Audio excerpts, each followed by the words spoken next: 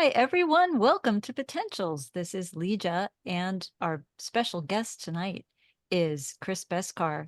And of course, we have Ed Kubersky returning as well. And thank you so much, Chris, for coming back on the show. I really appreciate it. Oh, you're very welcome. It's my pleasure. Yes. So we were just talking right before we started about the hangar that's behind you. And I was curious how old that hangar is. Well, that's a good question. We're curious how old the hangar is too. Um, the whole site is fairly old. We're at the Niagara Falls International Airport.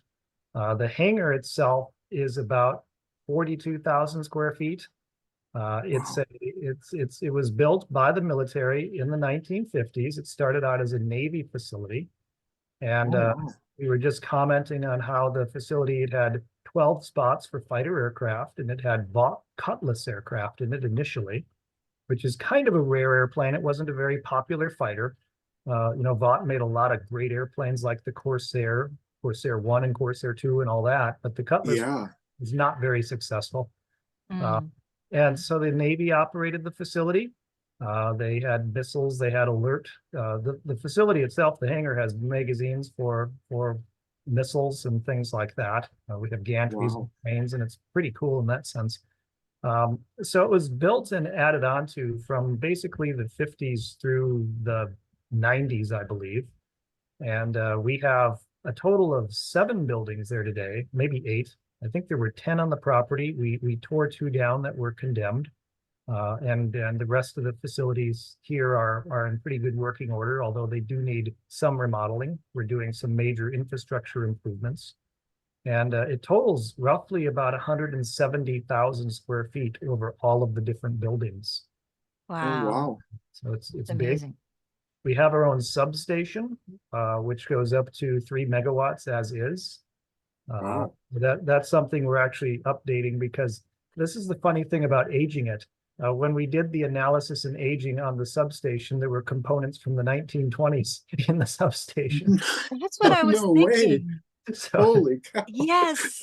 Yes. I was wondering about that because it yeah, looks like it could hold an airship, yeah. like So it's pretty big. It's one of the bigger hangars. It's certainly one of the big single standalone hangars. And what was cool about it and why we bought it is most hangars don't have large offices.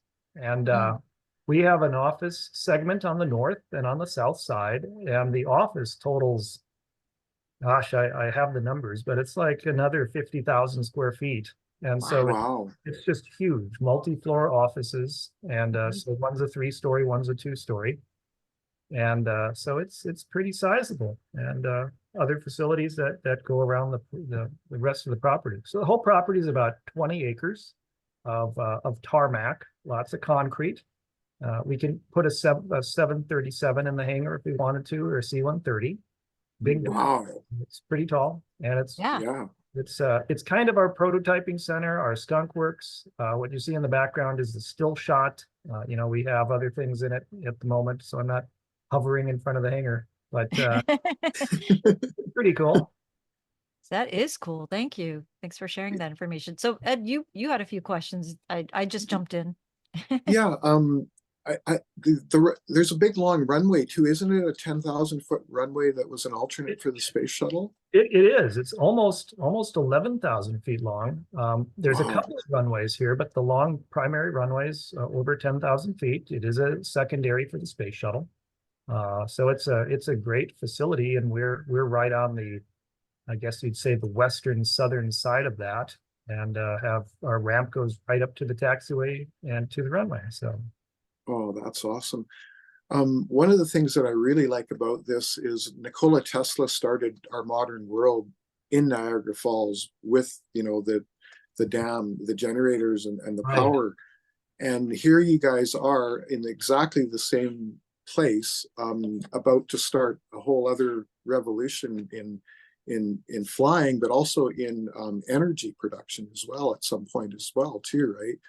So it's very, very cool. And I also know that you like your Russian aluminum. What is it, Scandia aluminum, I think yes, it's yes, called. it's candium Yeah, aluminum, yeah. yeah, yeah. And are there any other facilities that you guys have, or is this just the main one? This is the main one, and right now we're doing a site selection process for the larger plant because this is not a factory really. We Yep. have space to manufacture prototypes and do low rate production. That would mean maybe like 40 airplanes a year or something like that. But as Okay. far as mass production, it's not an assembly line.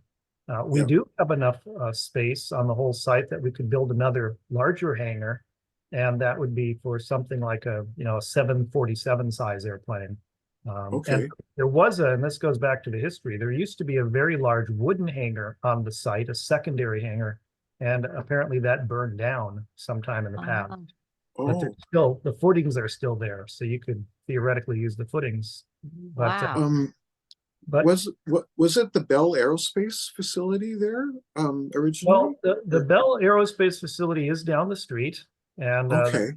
that's a neat facility. They have about 90 some acres. It's now called the Wheatfield Business Park, and uh, Oh, and so that's okay. about a 1.7 million square foot facility. And Wow. Wow. so that's a site that we've we can't really talk about it because we did enter into an agreement about that some time ago, but it's a potential Uh-huh. site, Um, and yeah, we're actually, I had a conversation with Dr. Depak about what you're talking about, as a matter of fact. So yeah, I won't say any more. yeah, Yeah. yeah, that's under an agreement, so we shouldn't talk about it. But I can say that one of the challenges with that facility is it was built for World War II fighter aircraft production, like the P-39 Airacobra. And the challenge with that is the ceiling height is 30 feet.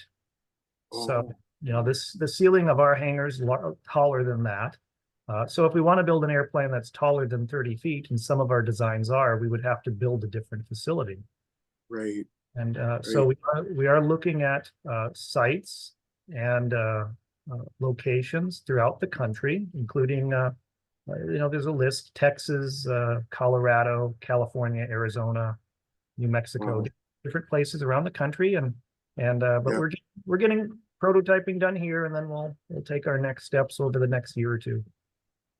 Okay, in the next year or two, that's cool. Because I was going to say, yeah, eventually all of those places that you mentioned could be factories for Stavatti to build hover cars and planes, right? That's right. Yeah. Because I took engineering, and when I took engineering, we did a lot of production line stuff, manufacturing techniques, setting up production lines, and all that stuff.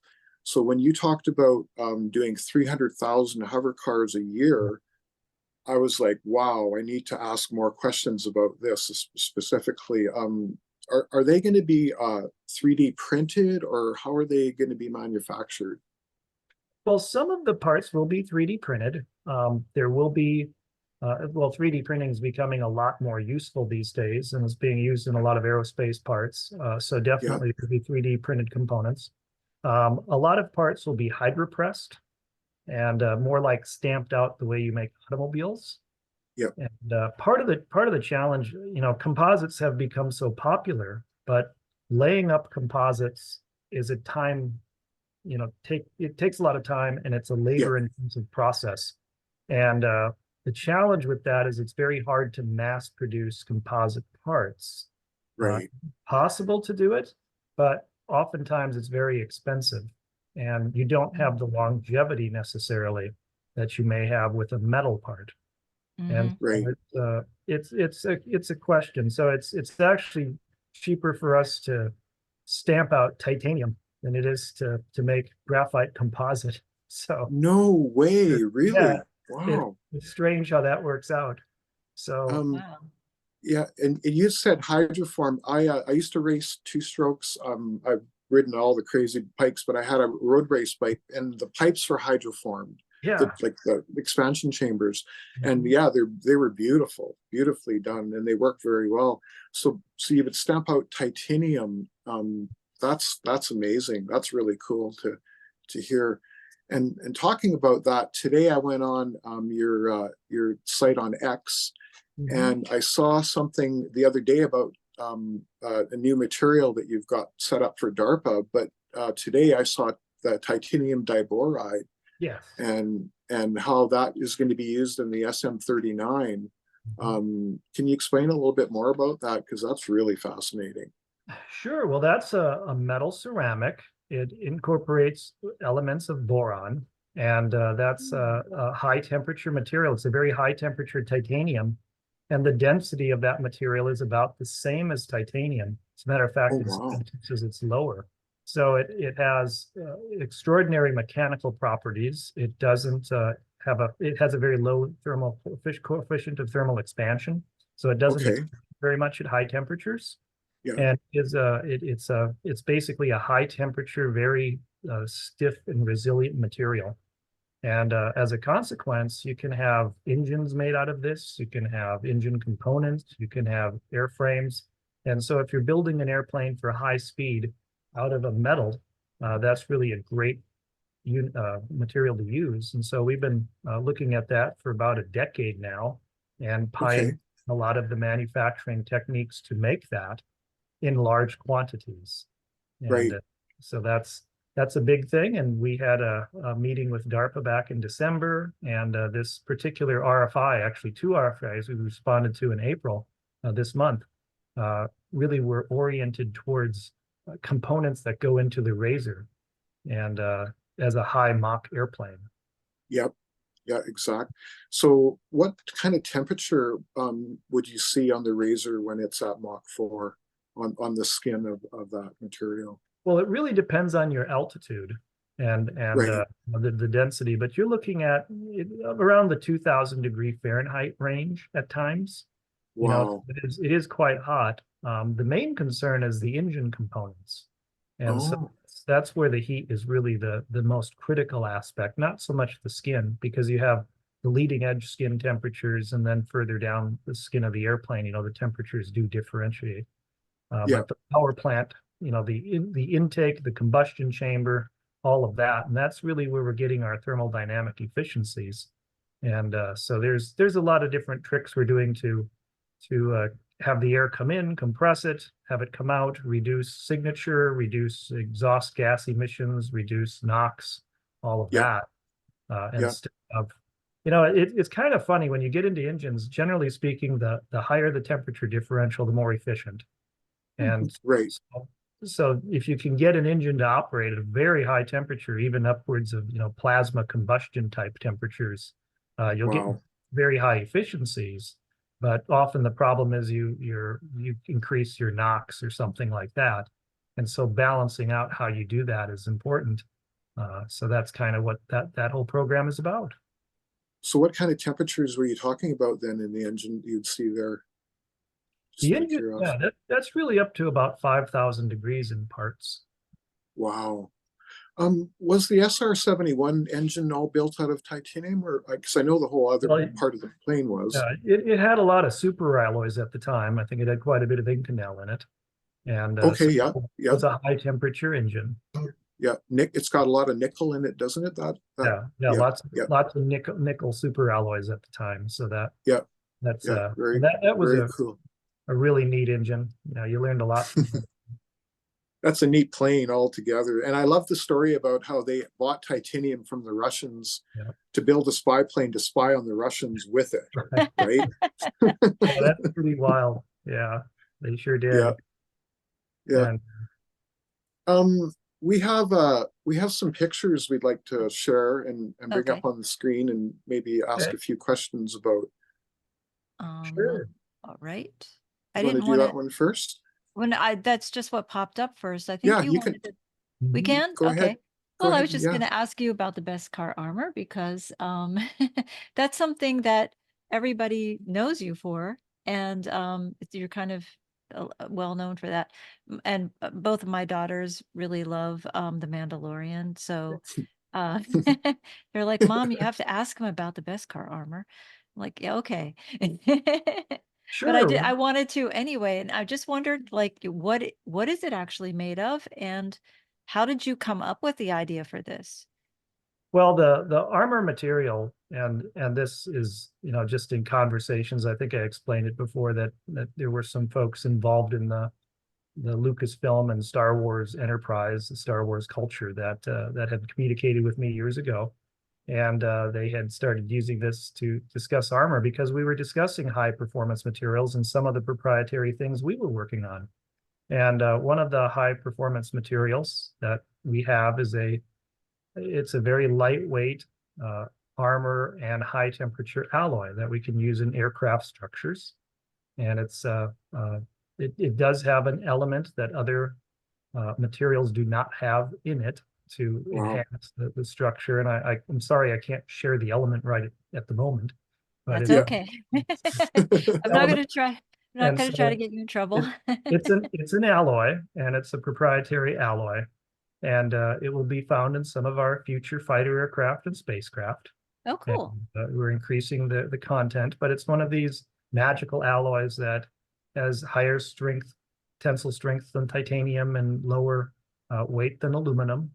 And Wow. when you talk about this stuff 20 years ago or 25 years ago, it was pretty exciting to the Star Wars community. And I don't know if it I think a lightsaber could probably cut it, but in future iterations, we'd like to have it lightsaber proof. Yeah, Yes. that's what you have to build next, eh? Well, yeah, that's one of those projects we've been working on for a long time, and it has a lot to do Cool. with frequency and phase, and Yep. lightsabers, pretty cool. Cutting with light, big important Oh, technological. yes. Can So be done. It has been done. that's yeah. So how did you come up with this? What made you even be able to come up with this? Well, there's two things. Really, I think that there was another element to it because we've been working on body armor for a long time. And I mean, like 20 some years. And we do have the whole project actually came out of something we called STAG, which was called Stavatti Tactical Armored Garment. And this was on our website years ago. And the whole idea was really to put together a suit of armor that could be worn by a pilot while flying a fighter. And it would also be a pressure suit and a G suit. So it has elements of all of that. And even if you want to go into the more fantastic iterations, have components similar to the Dune still suits.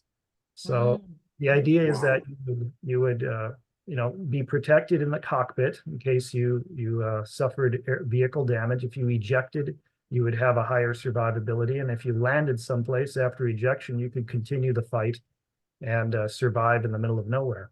And so that was the general idea.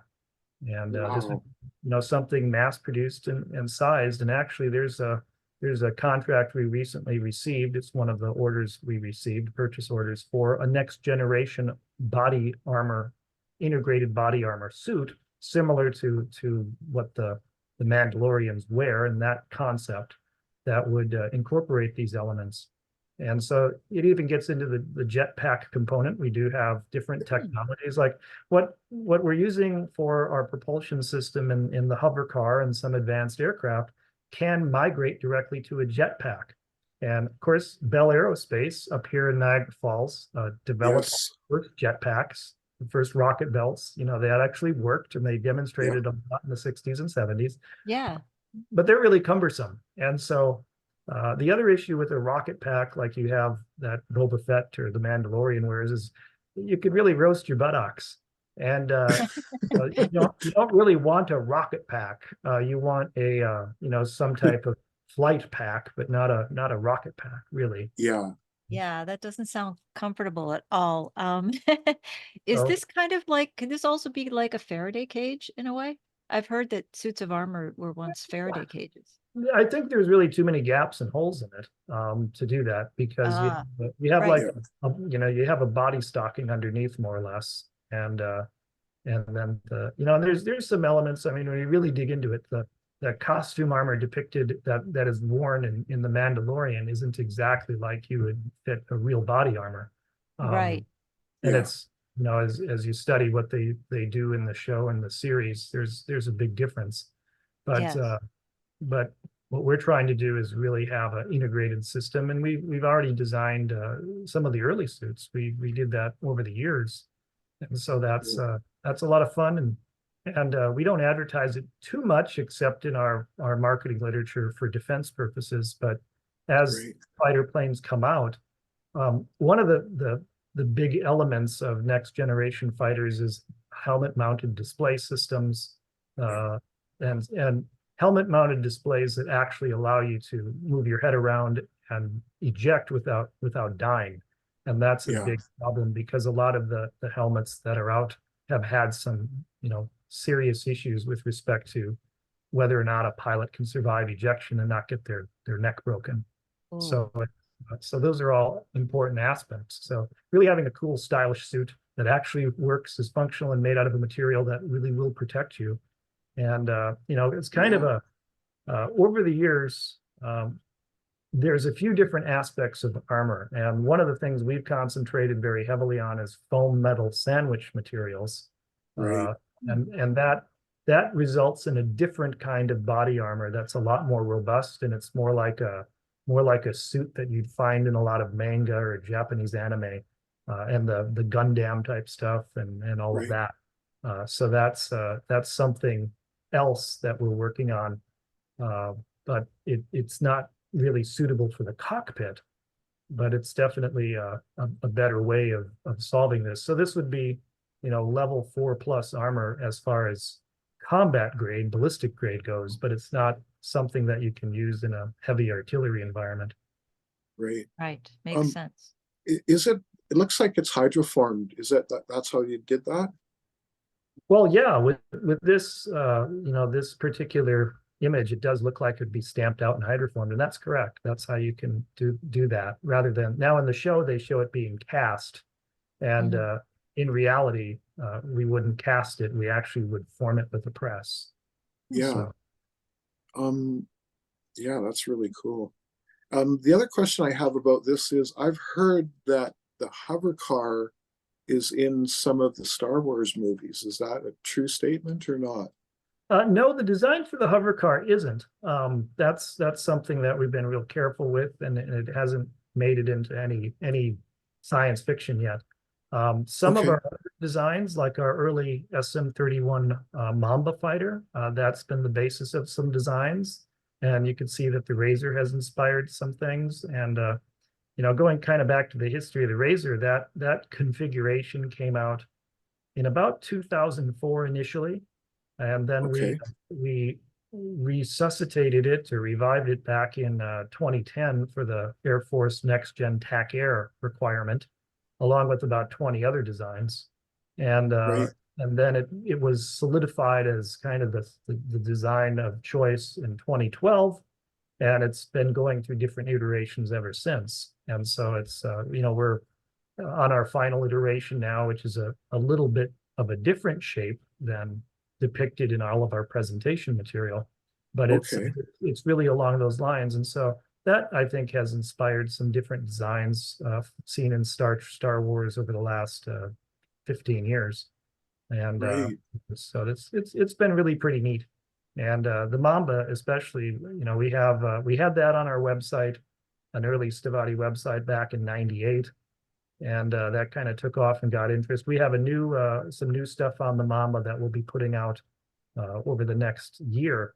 But the Mamba is really intended to be the kind of the last great fighter to use the F-110 series of engine found in the F-16. And okay, yeah, so it will use an F-110 GE-132 that puts out about 32,000 pounds of thrust.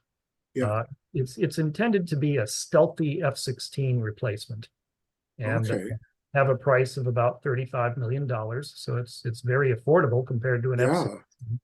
very It- affordable. and Yeah, that's it's amazing. it's a cool looking little vehicle, and then we'll have a version of it that will go to very high altitudes, and that's the basis of our official space fighter project. So that's kind of cool. Oh, that's awesome. Space Fighter Project? Yep. Yep. Wow, that sounds amazing, doesn't it? Yes. So so we have two big space initiatives. One we call the Space Fighter, and the other is our space transport. And the space transport is really, I think I might have told you this before. It's viewed as a C-130 for space, Yeah, and it'll carry kind of a standard Sealand container. So that's one of our big initiatives. And then the Space Fighter is really like your X-wing fighter or your Colonial Viper or whatever you want to call it. It's sort of along those lines, and so that's something cool that we're working on too. So that would go from, you could probably vertical takeoff and landing and then just go right straight up into space with it from here. Sort of, yeah, yeah. That's the idea. Would incorporate a lot of the elements of the hover car, and so that could do that, and you could theoretically sell it as a sport jet, but Right. would Is it be still considered, I'm sorry, I didn't mean to interrupt. no Go ahead. I was just gonna ask, is it still, would it still be a rocket or fueled by rocket? Or would it be, These will use rocket engines in the sense that you're throwing thrust out the back, but it's okay, actually more along the lines of a variable cycle turbo ramjet rocket. And Okay. if you look at, there's a lot of neat stuff that was done in the 60s and 70s by a variety of companies, including Rolls-Royce. And Yeah. they were one of the first to propose a hybrid jet engine rocket type propulsion system. Yeah. And so that would incorporate those features. And so that's the general thought. Something that when you're in an atmosphere, you're using air for the mass flow that you're throwing out the rear. So you heat up the air and push it out. And then Yep. when you get to a high enough altitude, it functions in a rocket mode, where you're throwing out a mass that you bring along with, which could be, Right. some hydrogen, for instance, let's say, and you're ejecting that. So really, you have an onboard heat source, more or less, that's heating up your hydrogen and then throwing it out the back end, and away you Okay. go. So not like ionic propulsion though? Is it different? That's It is different. different. Yeah, it is different. And we are looking at ionic propulsion. And that's pretty cool stuff. But the problem is getting really the thrust up there, because unless you have thousands of pounds of thrust or more, tens of thousands or millions of pounds of thrust, it's Yeah.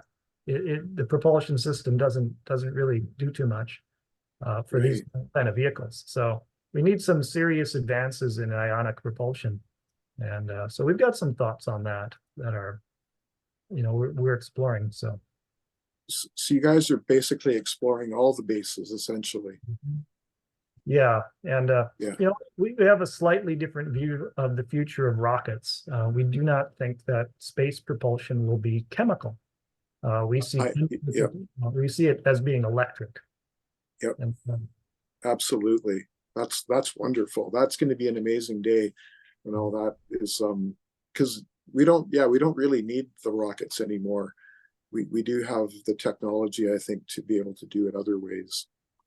It's just that some of that technology is still locked up in black projects, I think, and that's part of it, right? But yeah, it's all coming out. a lot of it is a lot of what is neat though is there's so much published information, and it's really just a matter of putting together the project, getting it properly structured, properly funded, and moving forward with it. And the challenge, of course, in the commercial environment is that usually investors want to see a return on investment within 6 months, a year, 2 years, 3 years becomes crazy for them. And to do a lot of this work, it doesn't pay out quickly. It takes Yeah. 3 to 5 some big projects, and it's just hard to fit within the current investment model, which focuses more on flipping something than making a long-term investment. Yeah. And I guess since we're talking about this, we should talk about the fact that Stavatti was and is still crowdfunded kind of through David Wilcock's thedisclosure.com, right? A little bit. That certainly helped to a degree. And we're open to that. But that said, we haven't really done a big advertising push or like a Regulation A offering. We may do that. We're not really taking donations. We don't have like a donation button, but we Yeah. are working with a lot of private investors, some high net worth people, some different funds. So part of it, yeah, it certainly is. It can be crowdfunded, and it helps, of course. That's great. And we're limited by the Securities and Exchange Commission as far as what we can do Oh, as right. far as advertising and all that, because we are a privately held pre-IPO company, so to speak. Yeah. But that said, yeah, we're still fundraising in the sense that we have a lot of projects and they all need different levels of funding. Some are being funded at earlier stages than others. So Like you were talking about changing or fixing the hangar doors, I think. Is it on this hangar that you were talking about before? yeah, that was performed, and that was just for instance, that initiative was about $100,000 to update the hangar doors. Wow. Oh, Yeah. just update them, not replace them, just make No, them we didn't. We function. didn't replace them. Yeah, we just made them better. Yeah. New insulation and fixed the mechanics so they can open and close. Yeah. Yeah, you Uh, definitely need that. They were probably Um, pretty sturdy to begin with. Legia, do you have some other pictures? We have a few more pictures Yes, there for I Chris. Let's wasn't bring sure up. which one you wanted me to show next. I think we just bring them up as they are, and we can talk Oh, about them okay. Well, we have here. this one, the Stavatti, no fans, no motors, no rotors, no Yeah. blade, the hover car, Mhm. SM 2032. Yep. So And So then yep, that's go one of ahead. I'm sorry. yeah, that's one of our original ads for the HoverCar. Just announcing that we're doing it. That's an initiative, and that's right. The propulsion system doesn't have any fans or rotor blades, or the whole idea is to get away from this idea that we're using propellers or spinning bladed things to make it fly. At one point, the original iteration of this was no fans, no blades, no gravity, but we thought that would be too shocking, and so we just no rotors, no yeah, blades, and so that's actually funny because I actually have a screenshot of what you just said there. I have that okay. somewhere. Yeah, Yeah, I think from before. we ran that at one point too, but this is I- the one I think we published. So There's And nothing wrong Legia, with shocking when it's like that kind of shocking. That's a good kind. yeah, We need that more yeah. of no gravity kind of aircraft out there. Well, and there's Legia, there's that last line. You should read the last line too because it's really important. I A can't see it. four-seat zero emission VTOL personal air vehicle now under development. So yeah, VTOL, vertical takeoff and land. yep. Yeah. Yep. Awesome. I was Chris, I recently watched this show about the Navy and their aircraft carriers. They've been filming landings since the very, very beginning, just to show pilots, what can happen when there's an accident and all that kind of stuff. And that's what this whole show is about. But as I was watching it a couple of days ago, I started thinking about you and the VTOL and how vertical takeoff and landing on an aircraft carrier changes everything because it's like a helicopter. And I know that some of the planes do it now, but it's just kind of interesting to let everyone out there know, how it changes things because you don't really need that catapult anymore. Right. Well, getting into that a little bit. One of our major projects is our SM-36 Stelma, which is a fighter that has a large legacy with the company. It kind of launched the company, and it was a politically incorrect airplane because it was competing with the F-35, and Wow. you weren't allowed to say anything bad or criticize or threaten the F-35 program for about 30 years, and that it started in 1995. The next year will be the 30th anniversary of that project and that airplane. Wow. And so it's taken a long time for that airplane to gestate, and it's finally entering service in quantity. But I have a very poor opinion of the airplane. And of course, I'm prejudiced because I have a design that competes with it. But Yeah. what we've done is we've updated our design considerably, and we do have a vertical takeoff version of that airplane for a very specific customer that has asked for it. And the Wow. caveat, when we said we design a vertical takeoff variant, we said, allow us to do it any way we want to do it. It won't Oh, have a wow. and so it's pioneering the HoverCar technology. So Right. that's a cool way to do it. And it will allow you to have a new type of naval aircraft where you can take off and land. But kind of the key is it isn't going to raise the dust. It isn't going to kick up the dirt. It's not going to lift up women's dresses. It's not going to, have a situation where all these bad things about helicopters, Yeah. it will be a lot more noise friendly, a quiet approach comparatively speaking. And the other thing is you don't have the jet blast. And the Harriers are really, I love Harriers. They're really cool. Yeah, yeah. They have a jet blast issue. They got 4 little tubes that put out all this high temperature thrust, and you need to look after the concrete after you take off. So Oh, right. Yeah, right. So you don't need any headphones with this to cover your ears. It's no, it like a won't be kinder, that. gentler kind of thing. Yeah. So, and that kind of gets back to funding. So part of, we do some government projects, and the ideal situation for us is we sell a project to a customer, and that project is funded through that sale, which allows us to do our programs, and we make a Yeah, profit, and then we reinvest into the company. And so the HoverCar project then becomes a spin-off, both technologically and economically, of other work we're doing. yeah. So you don't need to hopefully put that much private money into it.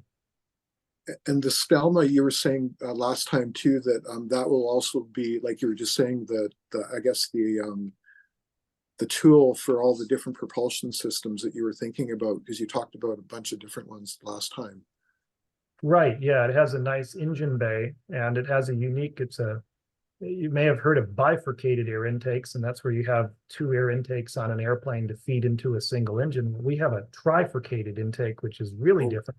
We've got 3 air wow. intakes feeding into it. So it's got a lot of airflow, which is part of its key to efficiency while cruising. And so it's more like an airliner when it cruises.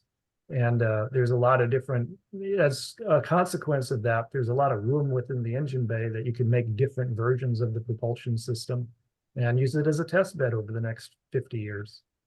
Yeah, yeah, that is so cool. And you even talked about having different propulsion systems in the HoverCar perhaps as well. Yes. Yeah, that's Yeah, correct. yeah. She brought up this is the Javelin, I think. Yeah. So getting into that history, the Javelin was an airplane developed by ATG in Colorado, and they ended up selling their prototype and their tooling and their intellectual property to another party, and we ended up making an agreement with that party to produce this airplane, and so we received the intellectual property, and we were going to submit it as a next generation trainer under the Air Force TX program. And at the time, Yeah. we were very excited about that. And as we got more into the design, we discovered we needed to put a bigger engine in the plane. And Oh, we ended up learning that, well, at the end of the day, we would be better off designing a brand new airplane to meet that right. need. And we became so excited about the project and so excited about the need that we ended up designing a new airplane. And that airplane is our SM-31 Stiletto. And so Oh, this plane, we're not really doing anything with this at all. yeah. So it was a really cool project in that sense, and it led to something else. So that's where that whole history is. It's funny because when I first found that, I actually thought that it was your personal plane. No, Just, no, unfortunately, I don't think this airplane is fully intact anymore. I think the oh, prototype wow. was kind of disassembled. I'm not sure. I know it. At the time we were focused on this project, it was located in Florida, I believe. Huh. Okay. I'm located in Florida, so I could go see if I can find it. What yeah, great. So now we have the hover car. Mhm. And I actually had an artist kind of work on this, and I added Good. Stavatti Aerospace SM 2032, the hover car, to it. And That's yeah, good. this is something, a screenshot that I captured, what, 3 years ago, more than 3 years ago Sure, now. sure. Yeah. Is this indeed the hover car design that you did in '87? It is. It's a hand drawing that I did years ago while in the 7th grade. Wow. It's Seventh grade. You did this in the 7th grade? Yep. Oh my God. And That's so amazing. Wow. it's really it now we haven't revealed the current design. Of course, the current design is a modern iteration. It's evolved quite a bit, but it is still very indicative of this. And I'm trying to make sure that the design looks as much as this as possible. Of Yeah. course, this is a little more stylized. And when one of my challenges as a designer has always been combining art and style and aesthetics with practical Yeah. functionality. Yeah. And Yeah. there are two driving factors in that. One is always the propulsion system, and the other is people. And so, how do you fit 4 people in a craft shaped like this so that they have enough headroom and it's comfortable and they're Yeah. not so, you know. Right. And I think the design, when we release it in the not too distant future, this year, we hope to release it very soon. Yay. Oh, wow. We'll be, we'll have designs, we'll have 3D models, we'll have desktop models, we'll have stuff, and then of course the prototype getting cranked out. And we've got way too many vendors that want to prototype for us. We have lots. I think we got 3 today saying, "Hey, can we prototype this for you?" And I said, "Well, we can see what parts you can make and all that." So, Does it Wow. still have the wings that fold down? oh yeah, we'll have the folding wings. We have That's awesome. all of that. So and the goal is really it has to fit in your garage. It's going to gobble up your whole garage, unfortunately. But, we'll say, "Hey, you have one of these. Why do you need another car?" Exactly. Exactly. Um, going back to the 7th grade, is the story that in the 8th grade you approached the Air Force? Can you Yep. tell us a little bit more about all that? Sure. Well, that was for what was then. Well, okay. So I love to design a lot of different vehicles. And of course, fighter airplanes are kind of the hallmark. And especially when you're a kid, you love fighter planes really early Yeah. on. And so I'm always drawn, cool fighter jets. And so I really focused on a fighter aircraft configuration. And that became our entry into the multi-role fighter program. And so that was a program that predated the Joint Strike Fighter. And so between basically 1989 and 1993, which was essentially that Bush era, really. Yeah. I was extremely active then. I was excited. Heck, we even this is another cool project. It was led by what's his name, the vice president at the time, the vice president under Bush. He, why can't I remember his name, Mr. Potato? Oh, the one that couldn't spell the name. Oh, Yes, Dan Quayle. Dan Quayle. yes. Yes, so Dan Quayle had this initiative for a spaceship to go to Mars, and this was kind of a Wow. hybrid NASA initiative. It wasn't just NASA. I forget the whole thing, but this was a spaceship. This was an interstellar spaceship to go to Mars. It wasn't a rocket program. It was a really cool, reusable. It was like, let's go build the Discovery from 2001: A Space Odyssey to go to Mars. And so I entered that. We came up with a design and everything, and it was really a cool project. That was probably about the same time as the multi-role fighter. So that whole time period was really busy for me as a teenager, as a high school student. And So you, sorry to interrupt, but you were still in high school at the time, is yeah, what you're saying? yeah, I Wow. graduated in '92. So Okay. that was that whole era. And so I was always being asked, probably from the 10th grade on. So Chris, you're building an airplane. Tell us more about this airplane that you're building. And I said, well, I can and I can't. And I kind of incorporated some of the elements into my physics professor, Mr. Brandt was really cool at the time. He gave me 2 independent studies that tied into spaceship and airplane design.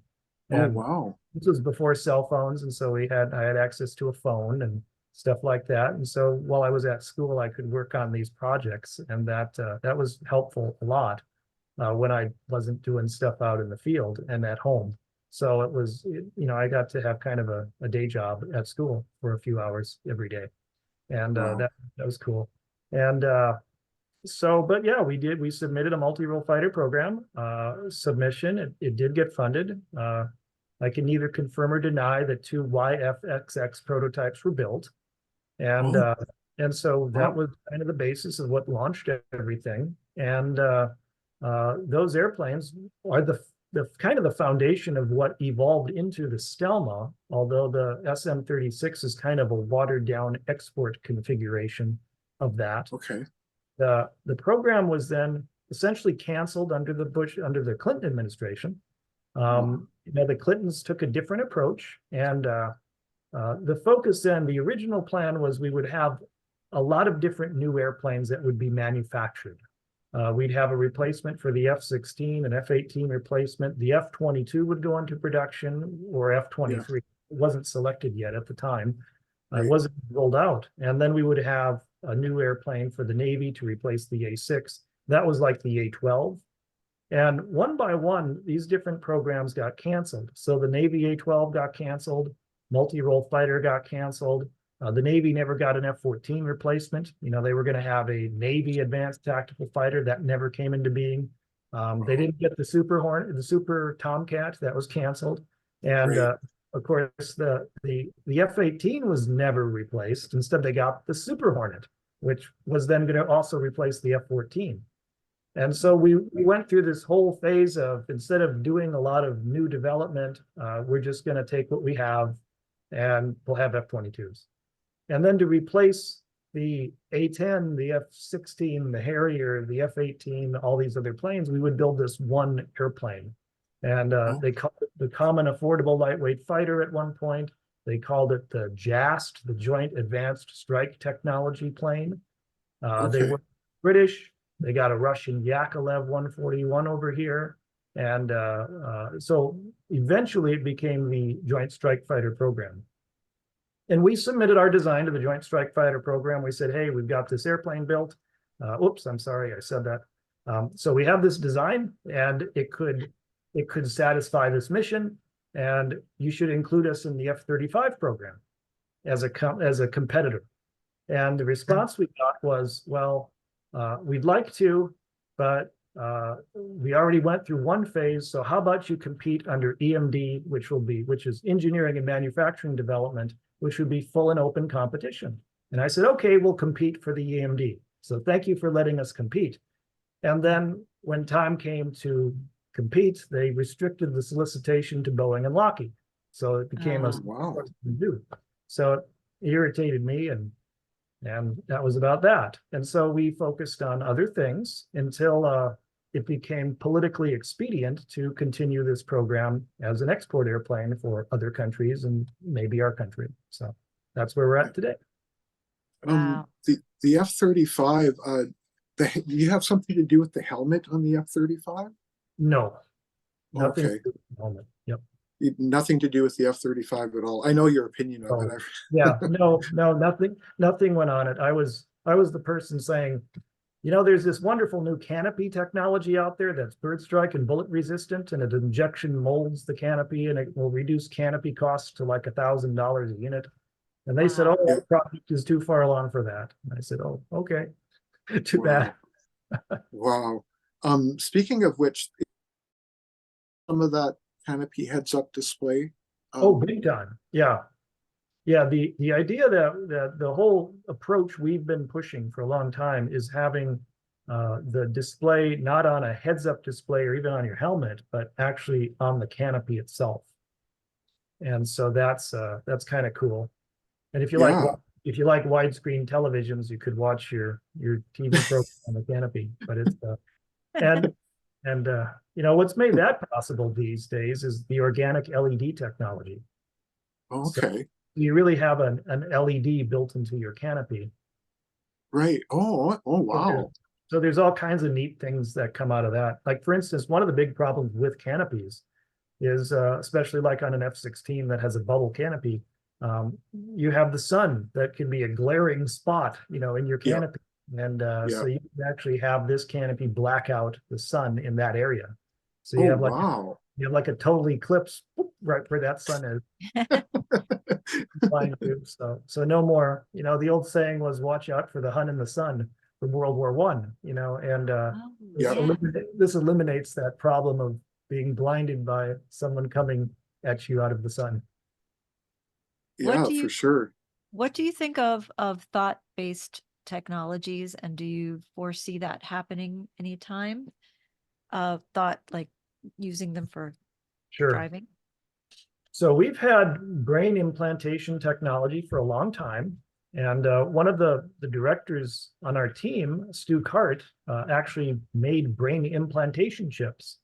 And he has a Wow. sample, and it's kind of a kooky story. I asked Stu, I said, you know, what were these for? And he said, to eliminate space sickness. I said, okay, how do they work? Well, you implant them on the brain. Well, how many does it take? Well, 10 to 20. Oh, okay. What? Well, Wow. was this used much? Yeah, it was used a lot. so, Wow. so you put that whole string of sentences together and it becomes a very confusing revelation. So, Yeah. No kidding. but Wow. but that said, so that technology, you know, I first saw the physicality of it about 20 years ago. That Right. particular brain implantation chip. And Wow. so, and I know it was around a lot. I mean, this was one of the older ones. So I know that it's been around a long time, probably 30 years. I know that, you know, we've had the Neuralink come out, and Yeah, that sure is neat. And of course, if you remember Firefox, the Firefox from that I movie do. I was do. Yeah. flown, you know, you had to think in Russian Yep. and fly the plane. And so, yeah, we can do that. Is it a good idea? Um, yes and no. I think there's, you know, the human mind's kind of pretty random. We think about a lot of different things. Sometimes I'll, Yeah. or It could be sometimes we don't. dangerous. Yeah. It can Yeah. be dangerous. Um, so it's feasible. I mean, we could do it, and I think there's some elements of it that we can incorporate. But I don't like the idea of putting things into my head, so that Me so, neither. you know, Exactly. a helmet a helmet that can read your thoughts, I'm okay with that. But you know, and Yeah. that does, I think that does exist. I'm pretty darn Yeah. sure that it Oh, doesn't yeah. exist. Yeah. We've got a I, lot of ways to measure thoughts. So my Yeah. father was in NORAD and he took me to Firefox. I remember I was like 13 or something, and he told me that this is real technology. yeah. He said, this is real. And I was like, really? Wow, you know, kind of thing, right? Um, can you tell us a little bit more about it was at July 20th of 1994 when you started Stavatti? Yeah, that's right. Yep. Stavatti Corporation, Minnesota. And it that lined up with the moon landing, did it Sure not? did. Yeah, it Yeah, did. it was anniversary of some It kind. was. Yeah, it was the moon landing anniversary date, right? Huh. Yeah. Why did you? I mean, it's very cool, but how did you sort of choose that? Because the focus is to go to the moon and beyond. Always been the mission, you know, to Awesome. That's the answer we want to hear. yeah, the whole airplane business. I mean, I've gotten more into the airplane business because I love airplanes, and I think they're really great transportation, and I think a lot can be done in the field. But the real mission is you build airplanes to fund the space operation, and Yeah. there's a lot of parallels between airplanes and spacecraft. So, you know, it's a good start. And most of our spacecraft, probably argue all of them, have been built by companies that at one time or another built airplanes. So Cool. So what you're saying is there is things that are built out there, is what you said? oh well, yeah. I should well, I mean on the easy thing, not to get into the really esoteric stuff, but the on the very simple terrestrial things, you know, McDonnell Douglas made the space capsules. The lunar lander was made by Grumman. The Yeah. Saturn, Yeah, that's right. Yeah. the Atlas rocket was made by Convair, and which became General Dynamics, and the Titan Martin Marietta Martin aircraft. At one point, just looking at the history of aviation, after World War II, the Martin Airplane Company decided the future of aircraft isn't aircraft, it's rockets. And so we're just giving up the airplane business and we're going to make rockets. And so they focused Wow. on rockets. And so when Lockheed and Martin merged to form Lockheed Martin, Martin by then was the rocket company.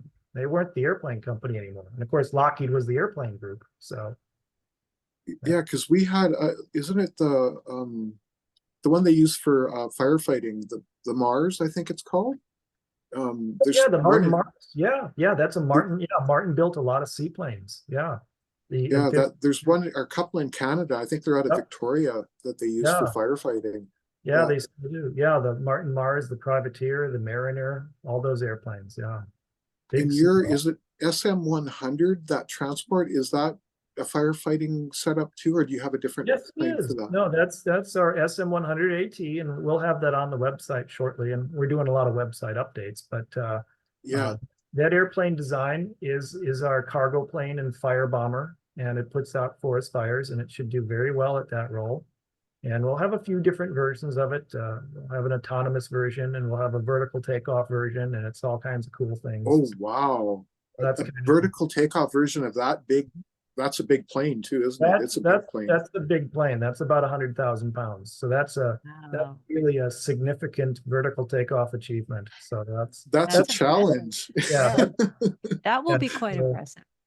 so Uh, that's where all this hover car related technology, it backfeeds into conventional aircraft. that's Yeah, awesome. That is exactly. something to really look forward to. Do you know if there are any kind of aircraft that can also go underwater? Not that I know of that are in production that are made by people.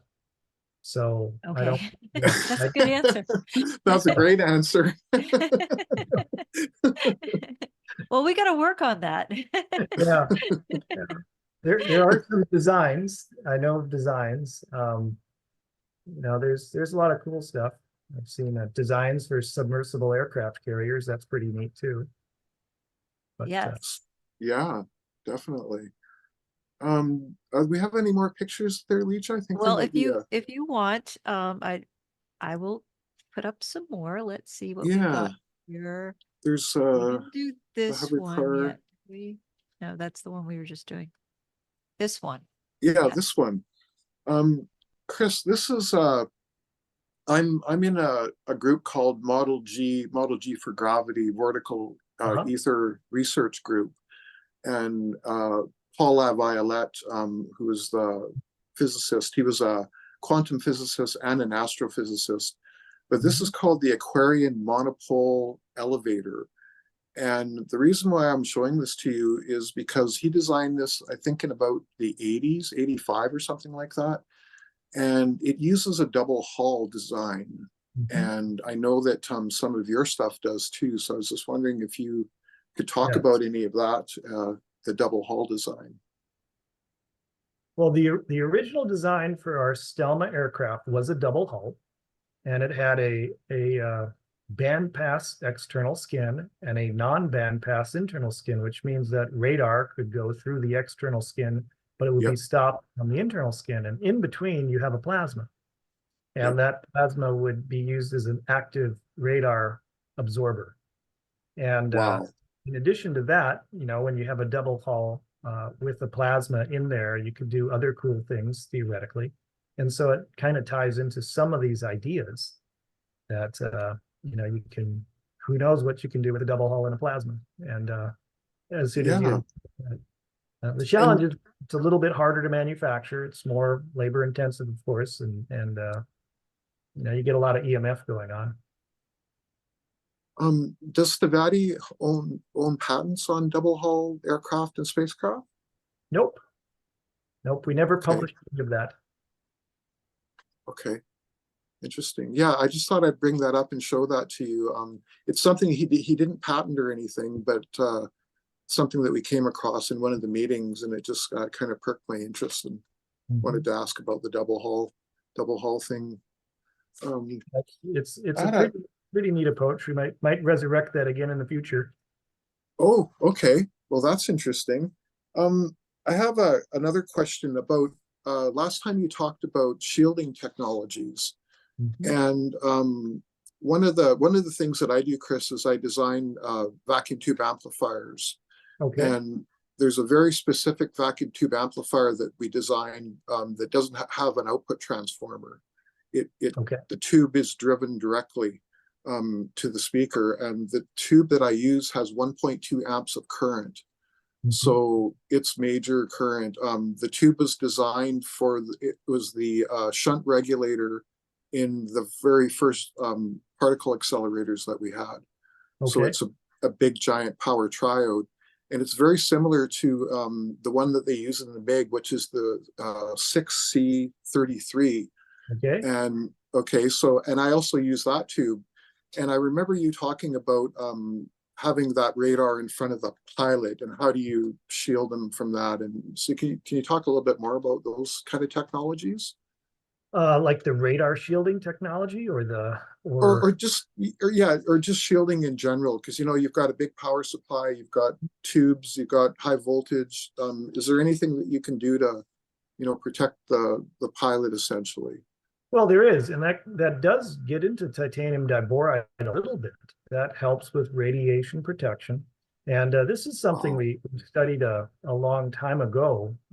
And I don't know if you've ever taken any measurements while you're on a commercial airliner, and I can throw a picture up, but I have a lot of footage.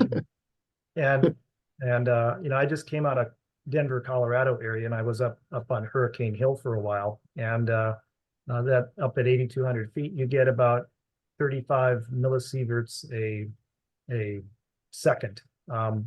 At high altitudes, you'll get like 3.85, and you get into a situation where you're basically being cooked. You're getting yep, higher levels of, if you went to Chernobyl or Fukushima now, you'd get lower levels of radiation than you get on a commercial airliner. And so this yep, is at 35,000 feet. And it does vary with altitude. So this is a big issue. And it's one of these things yeah. that I'm really tempted to throw this up on YouTube or Twitter or whatever else and say, hey guys, one of the reasons you want to buy our airplanes is because we're not going to cook you. And Boeing, Yes. Boeing and Well, Airbus. guess what? You just put it up on YouTube, Chris. Yeah, yeah, I should probably share the video with you. But that said, the big thing is how do we resolve that? And so that's one of the reasons we're doing foam metal sandwich. It's one of the reasons we're going to.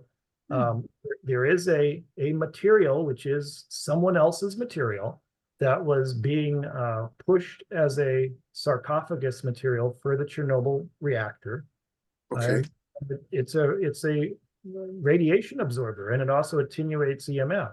And so in Wow. addition to having a Faraday cage and you actually do want to have materials in your aircraft, especially around your avionics, that may be radar emitters, especially Yeah.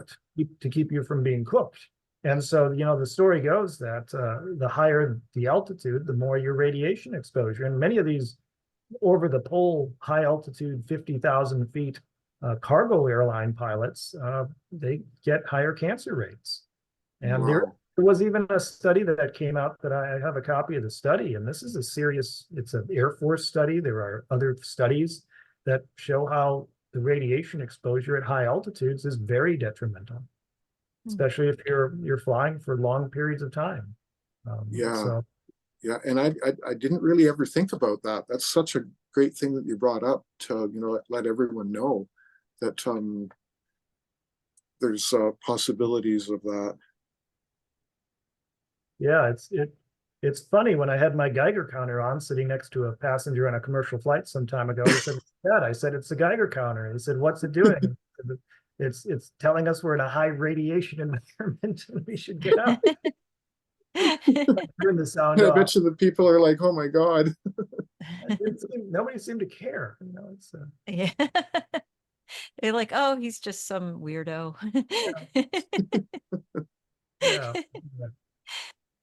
Yeah, I've got I'm not gonna plug where's my Geiger counter? Let's see. Oh, you've got it. Oh yeah, I He, keep it at my desk. So he carries it with him. yeah, so not to plug anybody in particular, but here's my is it showing up? My Geiger Yeah, counter. well, your Right. background's, yeah, Yeah, the closer you bring it, you can see it. But yeah, you could see it. yeah. Anyhow, it's a SOAKS quantum dosiometer. I'll have to check that out. Yeah. Definitely. I would like to have one actually, to be honest, because you never really know. Yeah. Yeah, that's for sure. I think there's a couple more pictures, Leja. There maybe Oh, the there's one with one more. There's only yeah, one more picture, okay, and the it date. is one that if I can get rid of this one, I don't know. I don't know why that one's still up. Oh, This one. well, there we go. You got it. Um, we talked about this last time, Chris. I asked if you were at the meeting with Donald Trump when just before the meeting, David Wilcock, when I took this screenshot, said, Oh, yeah. I have not met yet with 45, but I've met everyone else. And then he Okay. went off to the meeting. So were you in the room maybe when he was filming this, or were you were probably close? I was close, but no, I wasn't in the room with him, but I was with him that night before he took this picture, and well, probably even after. But yeah, so that was when he actually stayed at the Trump International Hotel. I think he was there 2 nights. So we were there. Yeah, that was pretty neat. Yeah. And that was October of 2020 when you the the David bought Stavatti or Yeah, the he yeah. he had yeah, he became an investor and a shareholder and a director and all that. Yeah. Yeah, he's the director of advanced technologies, is he? Correct. Or Yeah. yeah, yeah, Yeah. yeah, Which is pretty cool. You know, that's yeah. And it was a year later that I had the Zoom call with him, okay. and then the very next day I posted the theory of anti-gravity according to subquantum kinetics and Paul Laviolette on his Halloween forum of it's Okay. October 31st of 2021. And Mhm. it ended up really oddly number 51, which is kind of strange, right? Right. Yeah, exactly. But cool. Must say that it's cool. Yeah. Going back to that, maybe you could talk a little bit more about Pete Peterson. He, I always want to know more about Pete. He was just amazing. Oh goodness. Well, what would you like to know exactly? Is there any Well, I guess it's the story. Like what I want to get out to the people is the story of how Stavatti started, because it was Pete that introduced you to David Wilcock, right? true? Yeah, true. Yeah, Well, yeah. so Stavatti had started in '94, and so we had known about Pete some years after it started, and Pete was really focused on exotic technologies. And more importantly, part of the exotic technologies was the scandium aluminum work. And so he was Oh, part of wow. the Ashurst technology. And Ashurst was kind of a unique organization. There's a lot of rumors about it, but it was it was a privately funded, CIA funded, Air Force funded initiative to Okay. export technology from the former Soviet Union, and it concentrated on technologies out of Ukraine. And so they Oh, had CIA aspects of it. They had Air Force people, and some of those Air Force people who were associated with it later became members of our team. And they did a lot of great tangible things. They brought the scandium aluminum to the United States, and it entered into like Smith and Wesson's Timatic series of firearms, their handguns. It oh, I entered didn't know that. Wow. yeah, the Eastman baseball, it became baseball bat material. It became bicycle material. It Wow. was given to McDonnell Douglas for McDonnell Douglas operations. And so, you know, this was something that we discovered early on, that Russian MiG fighters had a strange corrosion occurring when we would replace parts with traditional aluminum, like 20, Yep. 25, and 75. And we found out they were using scandium. And this was something they were doing in the 60s. I mean, like MiG-21s have scandium aluminum in them, and our planes did not. You know, this is a new thing. Yeah. We still don't really use it in any large quantity other than with Stavatti. And so Hmm. that was part of the Pete Peterson element. That was the real tangible. He was over in Ukraine quite a bit, bringing over technology. And when I traveled to Ukraine years later to meet with the laboratories that were working on that technology in Kyiv, he ended up the director said, "Well, are you with Mr. Miracle?" And I said, "Yeah, that would be Pete. So yes, I'm with Mr. Miracle. I'm over here to follow up." And he says, "Well, it's been some time, and we've developed a lot of new things." And so that was pretty exciting. And of course, this was before the war. I think this was probably back in like 2015 or something like that. So Yeah. there's been ongoing work, and Pete was still alive at that time. So of course I relayed the whole story to him. He didn't travel to Ukraine on that trip, but that was sort of the kind of the beginnings of that relationship.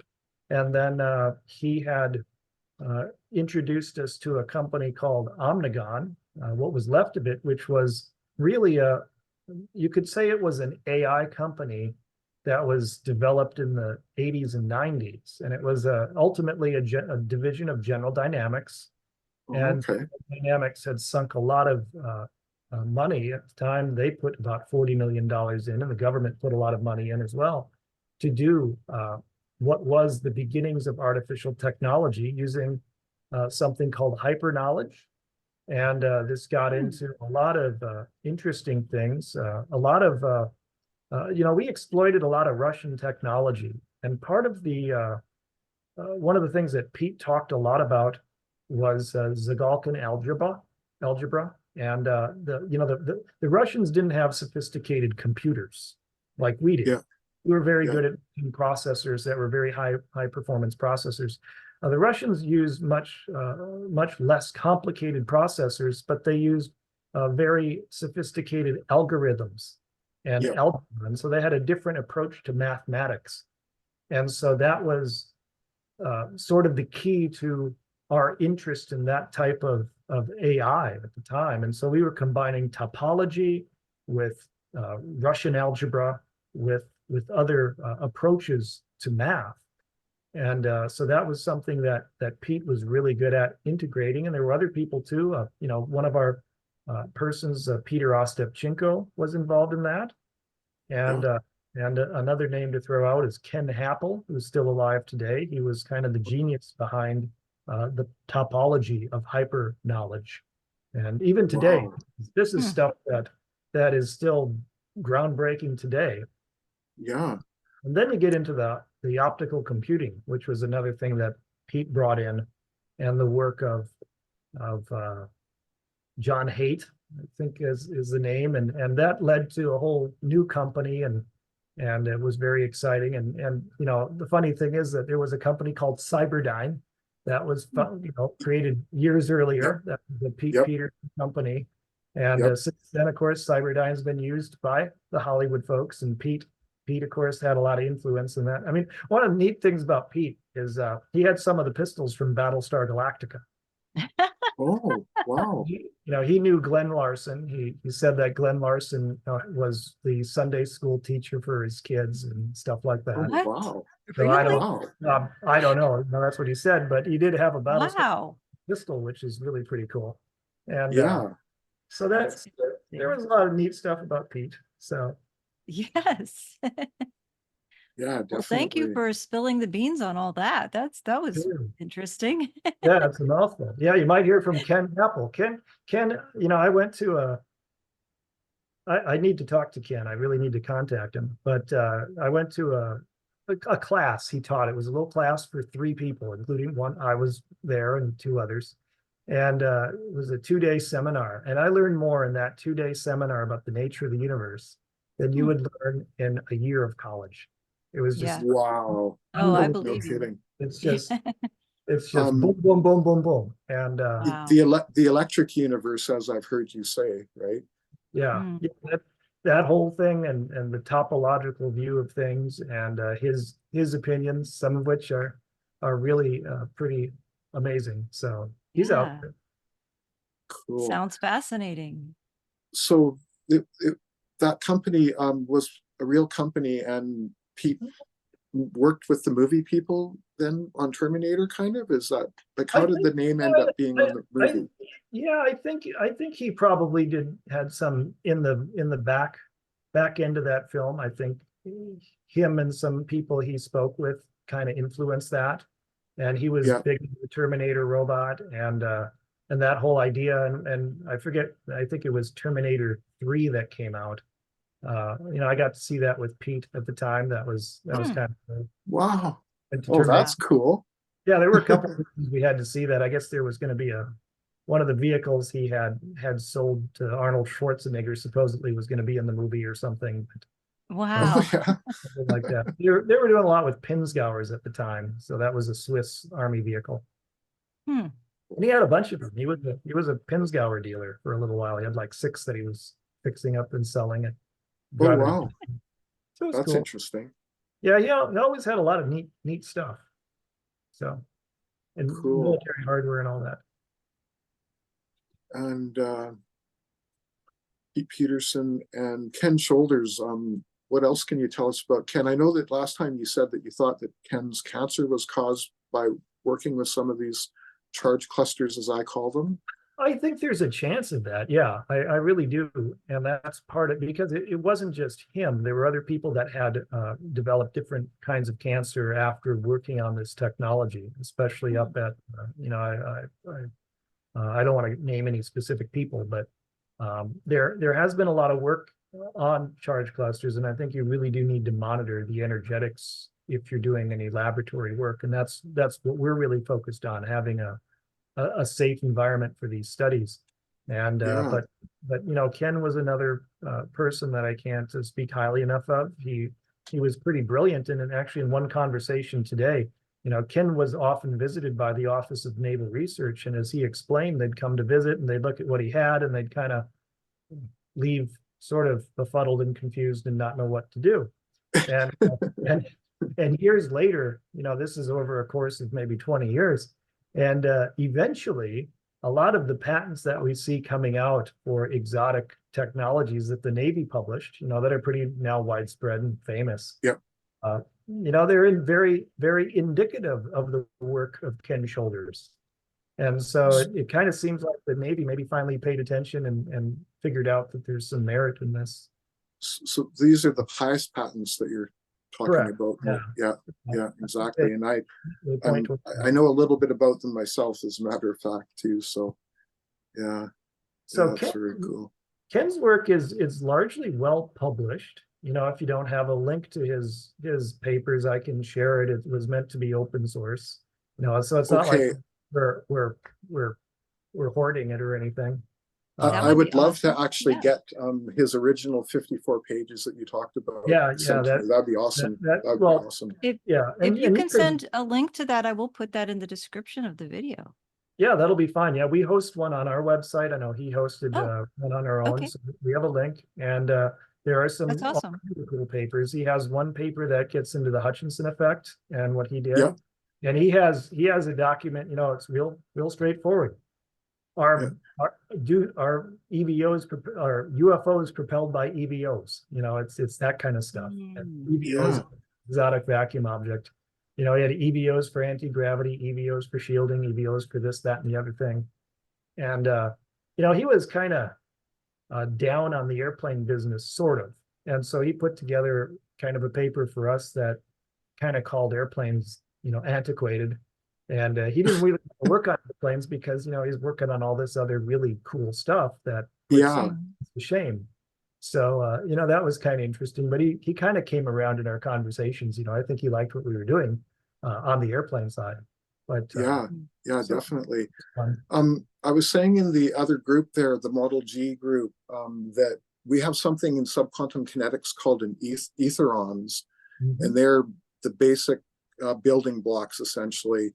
And I was saying that if we can make a connection between etherons, charge clusters, and ball lightning, because I think they're all pretty much one and the same. They're just fractals of the others. What do you think about that?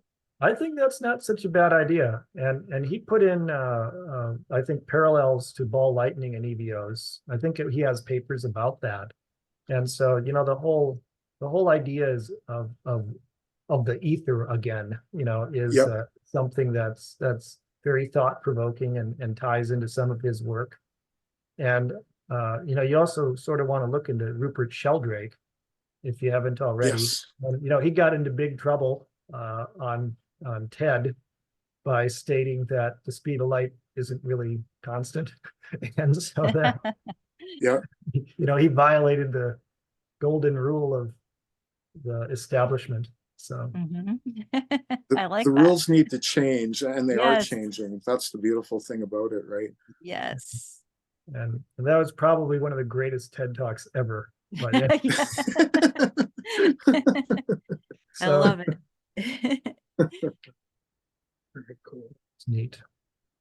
Well, is Legia, do there, you have a, yeah, I sorry, was go just ahead. gonna say to, I don't have any more questions, but I just wanted to say to Chris, if there is anything that you would like to share about what you're going to be working on or what you're going to be doing in the future that that we could all look forward to, you know, give us a little hope. Sure. Well, we just this past Saturday, David and I were at the Disclosure Summit in Yes. Loveland, Colorado, and that was a lot of fun. I think we had a great show. We enjoyed that, Awesome. and we hope to do more future shows like that. I have to apologize. I'm not doing the Contact in the Desert. That's Mm. that is a thing, just to let you know. I think I got it mixed up. I thought that was the one you're doing because I don't think there was a name originally, and I Okay. didn't know about the one in Colorado's. Yeah, yeah, Sure, but it's very cool.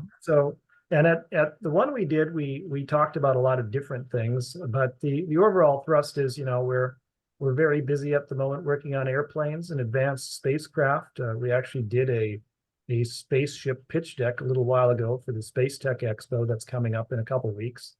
Oh, And so wow. that was something we focused on.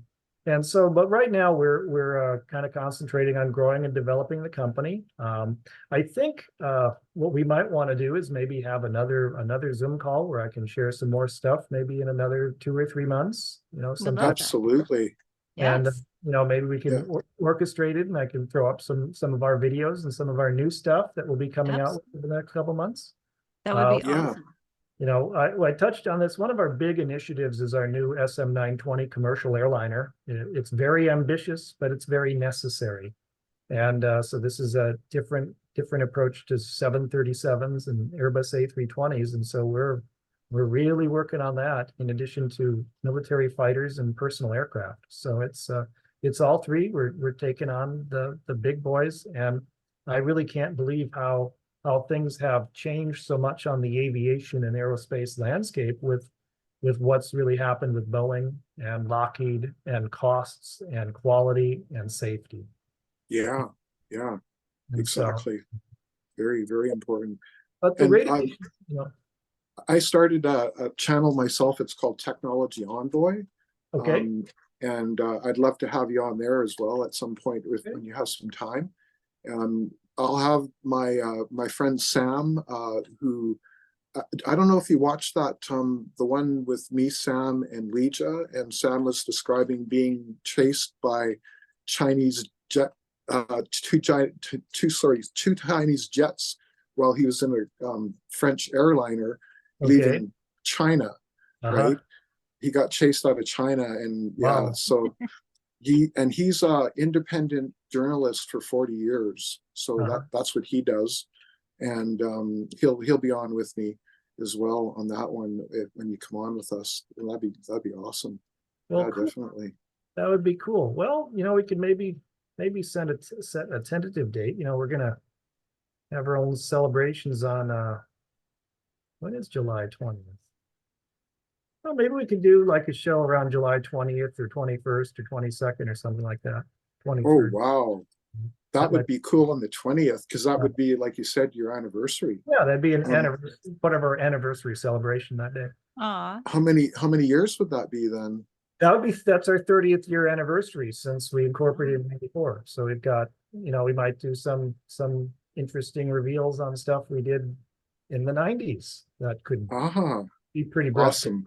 So That would be awesome, Chris. Thank you. Yeah, sure. that would be amazing. Yeah, we'll definitely do that. It Okay. sounds amazing. Yeah, and then get you back on Potentials here with more updates, and welcome back anytime. Anytime you want to come back and talk about stuff. And the other question is, have you ever been on YouTube before? Like, is this the first time, or? We just set up a YouTube channel for Stavatti, and we have one of awesome. their some 150 videos, and we'll be Oh, popular yes. with some more videos. And we're thinking of doing sort of if you remember what Walt Disney used to do at the beginning of his movies, he'd come out, sit at a desk, and kind of talk about the world and the movie. And so I'm thinking of starting to do sort of a podcast kind of thing, sort of a Oh, video intro. And we have some other movie projects, and of course, David, he's involved in that. We got some Yeah. cool film projects that are under development. So we already did some filming, and some other things that are coming out. So Yeah, Levitation, the movie Levitation is what you're talking about, yep, I that think. was one of the things that we're definitely that's in production or post-production or however. We completed our filming aspect of it, and so Yeah, that's going on. And we have some videos specific to each airplane that we're doing, and some cool stuff that'll be posted over the coming weeks and months. So That's and amazing. And John this is Hutchison was on that movie as well, too, right? yeah, he was. Yeah, they have him in there. I think they have some stuff from Stephen Greer. And there's Oh some wow. question if it's going to be broken up into a multiple film because they have a lot more content than I think that it goes beyond one film. So Yeah. wow, that that's great. that's part of There's a bit of a connection between me and John Hutchison because Carmen Miller, her father was Bill Mueller, and Bill Mueller was in the Hitler Youth, and he actually saw the flying bell, the Nazi flying bell, oh wow. and he knew how it worked. Okay. And as a matter of fact, I met them. I went to high school with Carmen in Penticton and met her father, and he mentored me. So I've always known about charge clusters and how all this stuff Wow. worked, Mhm. but I didn't, I knew not to talk about it. Essentially, Sure. it was taboo, especially in the 80s, right? And I did talk a lot about free energy because it all has to do with it, Okay. essentially. But that's kind of my legacy coming down from the man that actually saw the flying bell, Well, maybe we right? can talk about some of that more exotic stuff in the next show. Yeah, Yeah. you know what? It'd be awesome if we could get Carmen on with us because it was her father that actually saw Okay. it, and Carmen knows more about this stuff than pretty much any normal person does, other than you guys. Sure, well, that'd be great. That would be neat. Yeah, yeah. Well, we'll send this to Carmen and we'll ask her because I've asked her to come on. So yeah, for sure, she will at some point. Yeah, very cool. Sounds And so good. your YouTube channel is Stavatti Aerospace, is that correct? I think so. Yeah, I should send you a link to that. Yeah, And I'll put that in the description too. yeah, it's Yeah, just has one video for the moment, but Well, there'll be much more, I'm sure. we're working on it. We do have other videos in the works, but Awesome. so cool. there we go. Um, yeah. Well, thanks again for all the knowledge and coming back on. And last time it was kind of difficult with you driving through the Sure. Yeah. snowstorm, and so much Yeah. appreciated. No, I appreciate it too, and thank you so much, and look forward to the next video. Yes, Interview. Sounds thank great. you. Okay. And ciao for now, everyone. Okay. Have a great night. You too. You too.